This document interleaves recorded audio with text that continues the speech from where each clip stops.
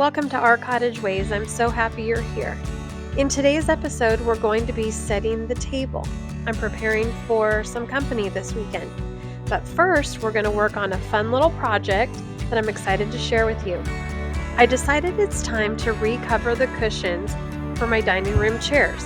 The supplies I'm using today are just a good pair of fabric scissors, I don't use them for anything else, and just a basic manual staple gun and staples. That's all I need.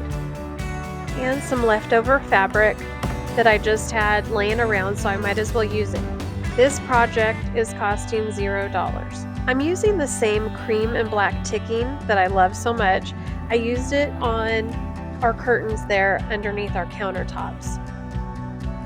Warning, I am not a seamstress, but I've laid out my fabric and I'm using the seat cushion to create a pattern, using a very rough measurement, just ensuring that I have 1 to 2 inches all the way around for ease in stapling. I'm using the stripe in the fabric to cut my line, and I'm going to cut a square so that it's easier to work with. Some people might use a ruler or measuring tape, but I've always just kind of been an eyeballer because I want to get it done.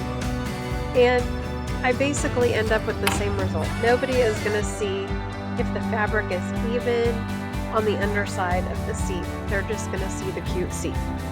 And that's really all that matters to me. If it's tight, if it's going to last a good while, and if it'll be comfortable. This next part was the biggest challenge, and I thought I was just going to be able to pull those staples right out and get the old fabric off, but this was a bugger, and I guess those staples were in very good because I popped a nail off in the process. I ended up having to get a screwdriver, and this was tough. So as I continue my way around the seat, pulling out all the staples, it's not the fun part, obviously. I think I even got a little blister, but I continued this process for 5 cushions in all. I had enough fabric for 5 cushions, and I'll probably try to go find more fabric, but the great news is that all my fabrics basically coordinate. I really love this one. This is one of my all-time favorite fabrics. I remember getting it at a designer warehouse downtown Nashville. The fabric coordinated perfectly with the Ralph Lauren Barn Red that I saved all my pennies for just to buy a gallon of paint. But once I rolled it on the walls, it looked hot pink, and I thought, oh no, what have I done? But after 4 coats, it was Barn Red. Note to self. And 2 gallons later. So I'm starting in the corner, making sure to pull the fabric really tight, and I use the staple to secure it in place. And then I go around the entire seat, little by little, so maybe every inch or so, I put another staple. And I've sped this up just so it doesn't bore you to death. Wow, I'm noticing all the dust on my sleeve of my sweater. I had no idea these seats were this dusty, but I have had these chairs a really long time. I've been tempted at times to buy new chairs, and these are just so comfortable, and people really want to just sit around the table, and that's important to me. So if you've got an uncomfortable chair, you're probably not going to hang around too long. These have been amazing. Probably some of the best money ever spent. These seats have seen a lot of seats. So I wanted to tell you a little bit about what I'm preparing for, and really it's not for this specific Thanksgiving brunch that's coming up this weekend. I just really wanted a refresh because for years I've just had coordinating fabrics but mismatched seats, and I thought it would be really fun just to kind of freshen things up. So like I said, I am doing this process with 5 cushions, And I'm not going to show you every single one, but I just wanted to show you the process so that you could see that it really actually is easy. If you're starting out with the original cushions, you obviously would not have to take the fabric off. You can keep the original fabric on. It actually kind of helps with more cushion or more comfort. But I'm continuing the same process with every seat. And it really took me under 30 minutes to complete all the chairs.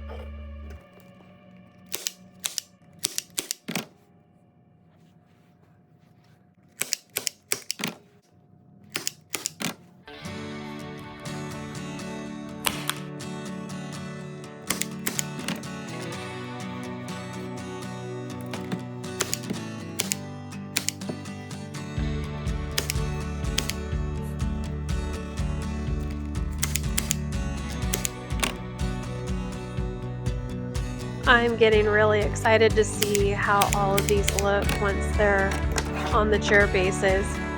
I know I love the fabric, so I know I'm gonna love it. And with hosting during the holiday season, it'll just be something fun and fresh.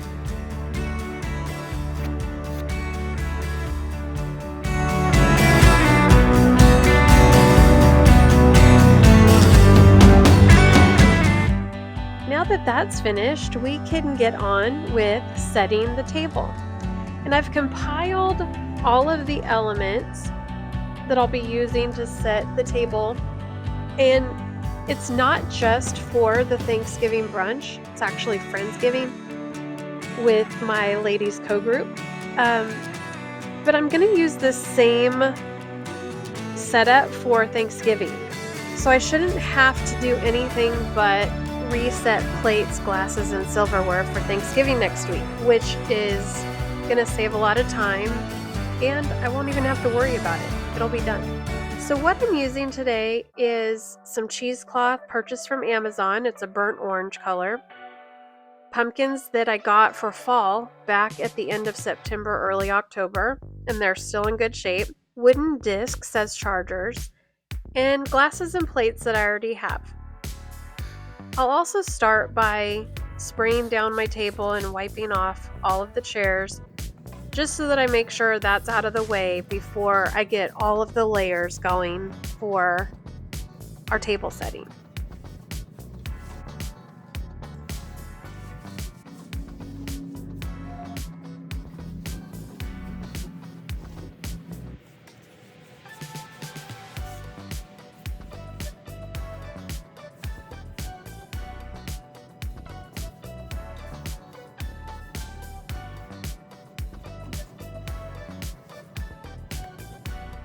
I'm using this pretty rusty, burnt orangey cheesecloth table runner that I got off of Amazon. I remember a few years ago it was hard to get the cheesecloth, but what would we do without Amazon? Next, I'm adding some chunky candlesticks and layering in my larger items first. Some pumpkins, a cute pumpkin candle, and we're using these wooden discs that were cut from an old tree years ago. I love using a natural element, especially at Thanksgiving, but it really just kind of mixes things up and it makes it kind of warm and inviting. Next are some of my favorite dishes. I don't use them all the time, but for fall, they are very special. And a friend of mine had these, and when I saw them, I had to have them with her permission. But they are cream and black. They're from Walmart, Time and Table brand. And I was just shocked at how pretty these plates were coming from Walmart. But that line is actually really great. They have the prettiest little leaf and acorn pattern to them, and I just love them. I was searching for my 12th plate, but I finally found it. Next, I'm going to use some black linen napkins that I already have, and I'm using a napkin ring. They're just really simple little like grapevine wreaths. I know they were inexpensive. Those, I believe, were also from Amazon and just something I already had in my stash. And I'm just doing enough for all of my place settings, which we're setting the table for 12 for this weekend. And I believe I'll have 12 at Thanksgiving as well. I'm just going to put those right on top of the plate, but I still want the little design to show on the plate just because they're too pretty to cover up. And it also, with that little grapevine wreath and the black, it kind of ties everything together and is really nice. Next, I'm adding my goblets, and I've got a vintage black goblet that I got from this great store years ago, and then just adding in some clear goblets as well because I don't have enough for 12 place settings. And that's okay. There's no real right or wrong way to do things anymore. You can just do whatever you like. Next, I'm putting in some flower clippings from some really cute flowers I got at Hobby Lobby when they were 50% off. This was a while back. And I just want to bring out that rusty red with the white pumpkins and all of the black and cream. I want some pop of color, even though I like the monochromatic. And then I'll add my silverware. None of my silverware matches, which is kind of fun. Years ago, I was catering my daughter's wedding, and I went around to thrift stores and antique stores and just collected any hardy forks and knives and things that I could find. Looking at this table and preparing for guests reminds me of a story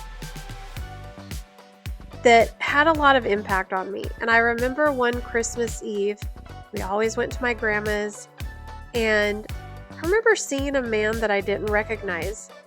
And I kept noticing him, and I thought, who is he? This is our tradition. Like, he's a stranger. I was maybe 9 or 10 years old, and I asked, and my grandma told me I invited him because he didn't have any family. And that really made such an impact on me. To this day, I think about him, and I wonder, what his story was. And I was too young to know what his story was, but that didn't really matter. What mattered was I could tell by his expressions and his laughter that he really enjoyed himself. I know that the holidays mean something different for everyone, but each seat at the table matters. This year, I hope your table is set with care, love, and intention, and that you'll find so many things to be thankful for.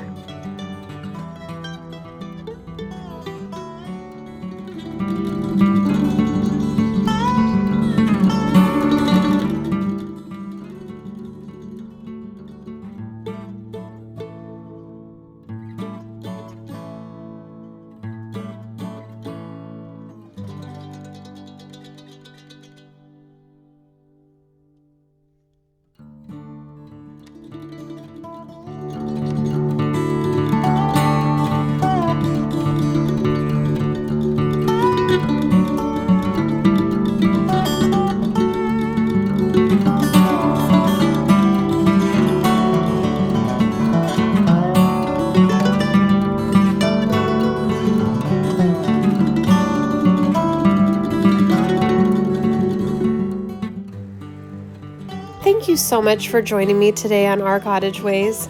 I truly hope that your Thanksgiving is one to remember.